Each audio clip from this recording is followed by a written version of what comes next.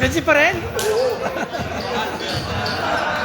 Okay, winner 82-64. Of course, Team Oryx. Maraming salamat po. Yan ha. Right, ready. One. Oh, sorry. 82-64 po, Team Oryx. Winner po sila of... 1, 2, 3. Okay. Okay. Oh, ayan. Oh, sino po ano? Best player at saka defensive. JD at saka Albert.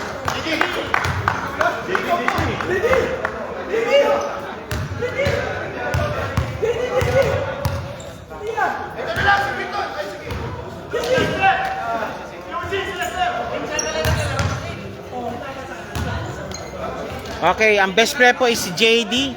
JD the Sniper. And of course, ang defensive po is Mr. si Birdie, si Marasigan.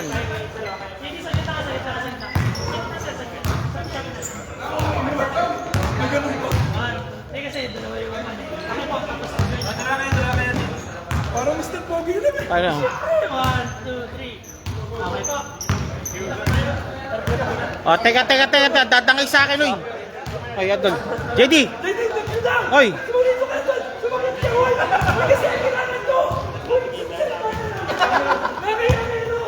Oy. Tatangay sa akin.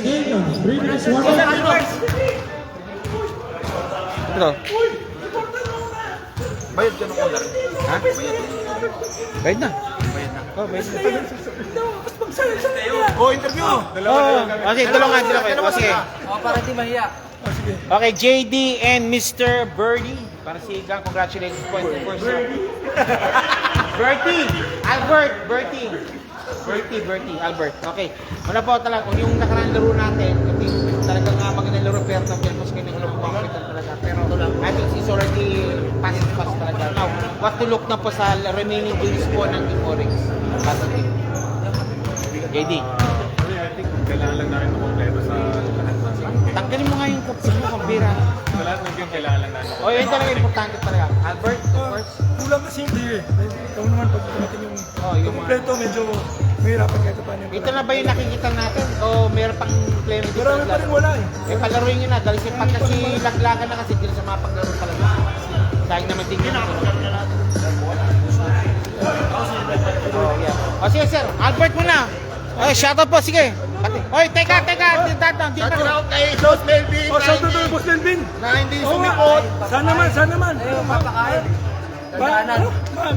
Oo, nagsiraan. Malasahan yung may sabaw. Tsaka lahat na pansang Oryx.